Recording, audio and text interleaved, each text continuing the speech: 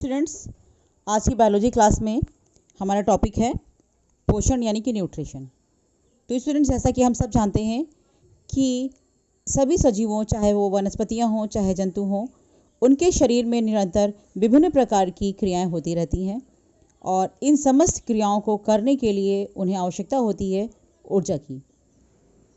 तो ऊर्जा के बिना हम कोई भी काम नहीं कर सकते हैं और सजीवों को ये ऊर्जा मिलती है भोजन से।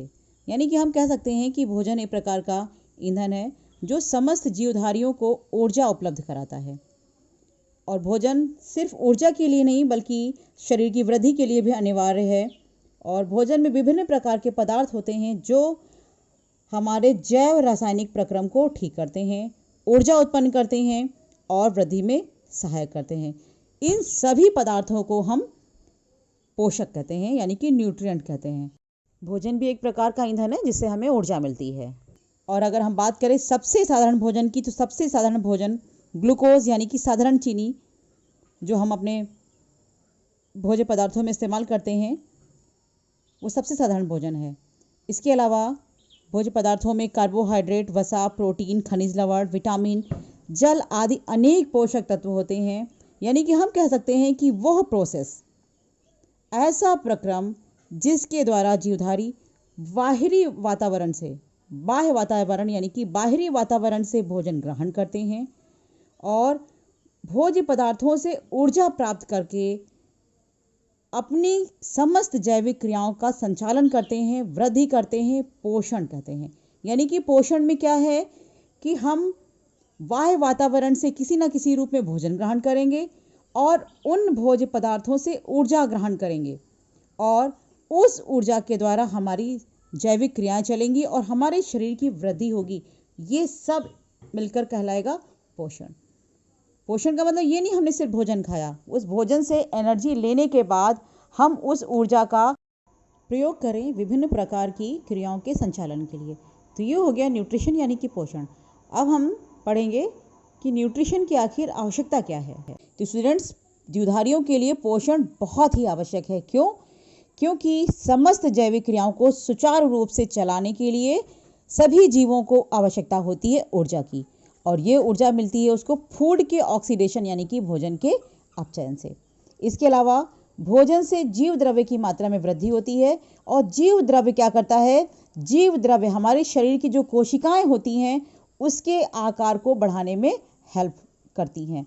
और जब कोशिकाओं का आकार बढ़ेगा और उनका विभाजन होगा, उसी से जीवों का आकार बढ़ता है। इसके अलावा जो नया जीव द्रव्य बनता है उससे कोशिकाओं और ऊतकों में जो निरंतर टूट फूट होती रहती है उसकी भी रिपेयरिंग होती है। और जो संतुलित भोजन होता है वो शरीर की रोग प्रतिरोधक क्षमता को बढ़ाने में भी सहायता करता है। अब हम एक नज़र डालेंगे पोषक पदार्थ और उनके वर्गीकरण पे।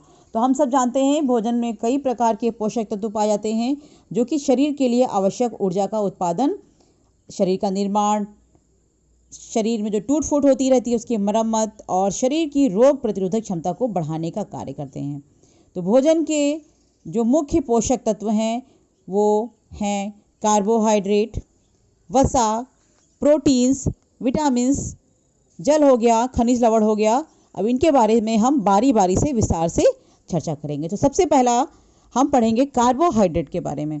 तो स्टूडेंट्स, कार्बोहाइड्रेट, इसका उपयोग होता है कोशिकीय ईंधन के रूप में और इनको भी हमने बांटा है दो प्रकारों में। एक है सरल कार्बोहाइड्रेट और एक है जटिल कार्बोहाइड्रेट। हम बात करें अगर सरल कार्बोहाइड्रेट की, तो ग्लूकोज, फ्रक्टोज, लैक्टोज जो विभिन्न फ्रूट्स में होते हैं, गन्ना में, चुकंदर में, खजूर में। जटिल कार्बोहाइड्रेट की बात करें तो मंड के रूप में पाए जाने वाले मुख्य खाद्य पदार्थ हैं जो कि आलू, चावल, अरबी, मक्का और साबूदाना वगैरह में मिलते हैं। तो स्टूडेंट्स, हमने देखा कि क्या कार्बोहाइड्रेट क्या करते हैं, ऊर्जा का मुख्य स्रोत है और क्योंकि और साथ में ये इंस्टेंट एनर्जी का स्रोत भी कहलाते हैं, यानी कि तुरंत ऊर्जा प्रदान करने वाले। यदि कभी हमें बहुत वीकनेस लग रही हो और हमें लग रहा है कि हमारे शरीर में ऊर्जा का लेवल बहुत गिर रहा है, ग्लूकोज लेवल डाउन हो रहा है, तुरंत हम क्या करते हैं, या तो ग्लूकोज पीते हैं या कोई भी मीठी चीज़ खाते हैं। तो क्या होता है, तुरंत उससे हमको एनर्जी मिलती है, स्पॉन्टेनियस उससे एनर्जी मिलती है। इसलिए ग्लूकोज को हम एनर्जी प्रोड्यूसिंग या एनर्जी गिविंग फूड भी कहते हैं। तो कार्बोहाइड्रेट का मुख्य कार्य क्या है? ये सभी जीवों में ऊर्जा का स्रोत का कार्य करते हैं और जो हमारी बॉडी में श्वसन की क्रिया होती है उसमें ग्लूकोज के विखंडन से ऊर्जा मुक्त होती है।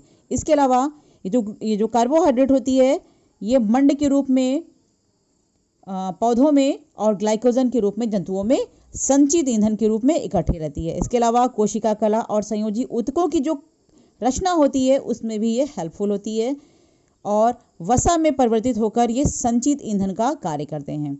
डीएनए, आरएनए हम सब जानते हैं। इसमें ये जो कार्बोहाइड्रेट होती है वो डीऑक्सीराइबोज और राइबोज शर्करा के रूप में पाई जाती है, जबकि डीएनए क्या है? डीएनए एक आनुवंशिक पदार्थ है और आरएनए प्रोटीन निर्माण का कार्य करता है। स्तन ग्रंथियों में ग्लूकोज और गैलेक्टोज शर्कराएं लैक्टोज शर्करा बनाने का कार्य करते हैं। अब हम पढ़ेंगे वसा यानी कि फैट्स के बारे में। तो हम सभी ने देखा है कि हाँ, कुछ लोग की फिजिक पतली होती है, कुछ मोटे ताजे होते हैं। ये सब डिपेंड करता है कि उनकी बॉडी में फैट यानी कि वसा का डिपोजिशन कितना हुआ है, उसी के हिसाब से उनका फिजिक तय होता है। तो शरीर में अतिरिक्त भोज्य पदार्थ वसा के रूप में संचित होते हैं जो कि ऊर्जा देने का कार्य करते हैं। और ये फैट क्या करती है स्टूडेंट्स? बहुत ही इंपॉर्टेंट है, बहुत इंपॉर्टेंट कार्य करती है। ये ताप नियंत्रण यानी कि टेम्परेचर को कंट्रोल करती है और साथ में जो सेल मेम्ब्रेन होती है, कोशिका कला होती है, उसके निर्माण में भी हेल्प करती है और शरीर को आकृति प्रदान करती है। अब आप इमेजिन कीजिए कि किसी की बॉडी में बिल्कुल फैट नहीं है तो क्या होता है? सिर्फ बोन्स ही बोन्स दिखती हैं, तो उसके शरीर का कोई बॉडी शेप, उसकी बॉडी का कोई शेप नहीं रहता है। तो क्या करती है? ये हमारी बॉडी की शेपिंग में भी, बॉडी को आकृति प्रदान करने में भी हेल्प करती है। अब आखिर वसा हमें मिलती कहाँ से? तो स्टूडेंट्स, वसा हमें जंतुओं से भी मिलती है और वनस्पतियों से भी मिलती है। तो अगर हम जंतुओं की यानी कि पशुओं की बात करें तो पशुओं में हमें ये मुख्यतः डेयरी प्रोडक्ट्स यानी कि मक्खन, पनीर, दूध और घी के रूप में प्राप्त होती है। और वनस्पति भोजन की अगर हम बात करें तो ये नारियल, बादाम, मूंगफली, सरसों, तिलहन यानी कि जो तेल देने वाली फसलें हैं उनसे हमें ये बहुतायत में मिलता है। अब एक नज़र डालें हम वसा के कार्यों पे। तो स्टूडेंट्स, वसा ऊर्जा उत्पादन करने का मुख्य स्रोत है, यानी कि अगर कंपैरिजन किया जाए उतनी ही मात्रा अलग अलग भोज्य पदार्थों की, मान लिया हमने 1 ग्राम कार्बोहाइड्रेट लिया, 1 ग्राम प्रोटीन ली, 1 ग्राम वसा ली, मतलब अलग अलग लोगों ने ली है, तो 1 ग्राम फैट से सबसे ज़्यादा एनर्जी मिलेगी। ध्यान रखिएगा स्टूडेंट्स, 1 ग्राम फैट सबसे ज़्यादा ऊर्जा देगा। और अगर हम जल्दी ऊर्जा की बात करें तो सबसे जल्दी ऊर्जा हमें मिलेगी कार्बोहाइड्रेट की। तो सबसे ज़्यादा हमें ऊर्जा मिलती है वसाओं से मिलती है। वसा के कार्य क्या हो गए? ऊर्जा उत्पादन का मुख्य स्रोत है, शरीर का ताप निश्चित बनाने में हेल्प करता है ये, और जो अतिरिक्त भोजन के रूप में भी इसका डिपोजिशन होता है। और इसके अलावा विटामिन ए, डी, ई और कई हार्मोन्स के लिए ये सॉल्वेंट यानी कि विलायक का कार्य करता है, यानी कि ये उसमें घुलने का कार्य करता है। स्टूडेंट्स, आज के लिए इतना ही। आप सभी इसको अच्छी तरह से देखिए, अपने पाठ की रीडिंग कीजिए, अपने घर पर रहिए, सुरक्षित रहिए और स्वस्थ रहिए।